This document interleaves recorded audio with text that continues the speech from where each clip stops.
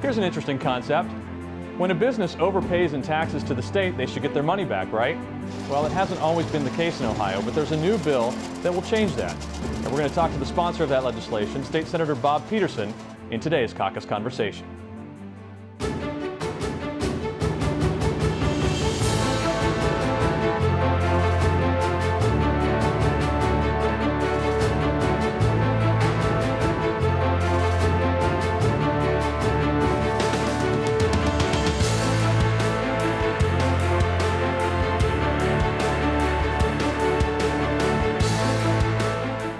Senator Peterson, thank you so much for spending some time with us today. Thank you. It's great to be here. It is Senate Bill 263. Tell us a little bit about it.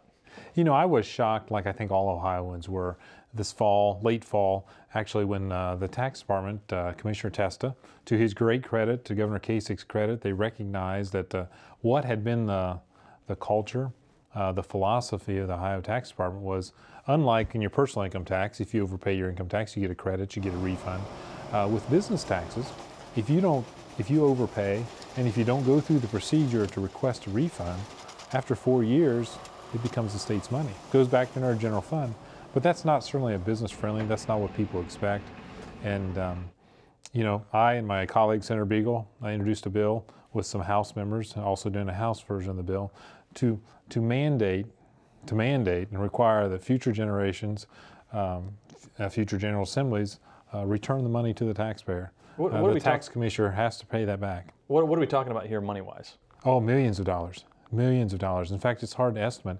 It's been the policy of the tax department for so many years, so many generations, it's hard to figure out how far back. To Commissioner Testa, to Governor Kasich's credit, they've already returned between $10 and $20 million that they've identified. They're working to identify the other overpayments. And you know, a lot of these times, these are sometimes small overpayments, you know, $100, $200, where a company unintentionally overpaid and didn't recognize it. There's been change. Sometimes there's a mistake made in the return where they overpaid, and we never notified them.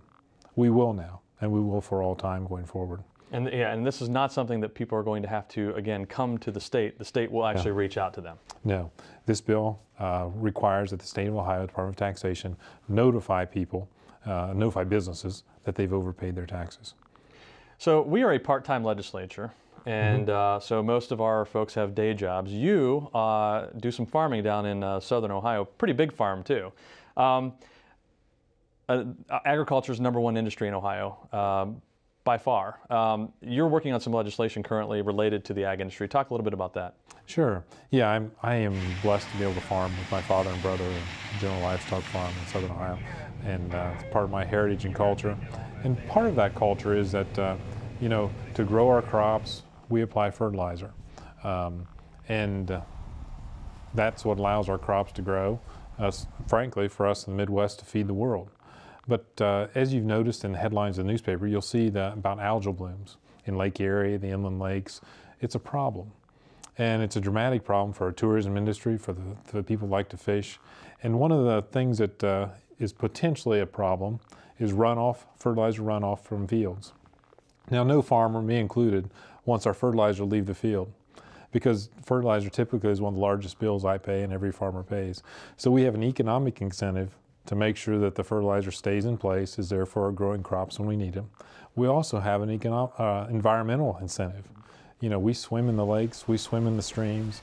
The water source for our farm that we drink, that my kids drink, comes out of those streams and lakes of Ohio. So we in agriculture have an economic incentive in addition to environmental incentive. And so this bill is requires a license to apply fertilizer in the state of Ohio. You'd be required to go through a training to receive a license, just like we do on a very highly successful pesticide applicator license that's been in place for 10, 15 years. Very accepting of agriculture, and has helped educate farmers as to what the best practices are. That's what this fertilizer bill will do. Hopefully it will make a dramatic difference in the algal blooms in the state of Ohio. Now, a bill like that, when it's passed, you can imagine that there are probably a lot of rules associated with that, just to make sure that the right agencies are doing the right things to implement properly. There is actually an organization here that kind of monitors that, makes sure that everybody's kind of following the rules. It's called JCARR. I would guess most people don't know about it, but you're kind of the guy in charge right now. Tell us what JCARR is. Yeah, in 2014, I became chairman of the JCARR, Joint Committee on Agency Rule and Review, and that's a good description of what we do. We review, and it's a 10-member board, five from the Ohio House, 5 from the Ohio Senate. That's the joint part. It's bipartisan, made up of both Republicans and Democrats, and throughout its history, what it has done is make sure that the rules are actually the laws that we pass in the legislature, the rules that are put into place by the administration, make sure that those rules that are put in place follow the intent of the legislature. It's sort of a check and balance. Interestingly, this is a very bipartisan committee in that it's not necessarily Republicans against Democrats. It's really legislature watching the administration. And it's an eye-opening because you see every rule that's put in place come before that committee, and every 5 years, all the rules are reviewed. So every 5 years, we review every rule and review every rule put in place. Very rarely, we have the power, the JCARR, to recommend invalidation of a rule, of a section of rule, a line in a rule. We can recommend invalidation. It goes back to the legislature, to the Ohio House, to the Ohio Senate. You may remember last year we invalidated a rule. But really the power of JCARR is sitting down with the administration, with the various rulemaking bodies and say, you know, this isn't what we meant.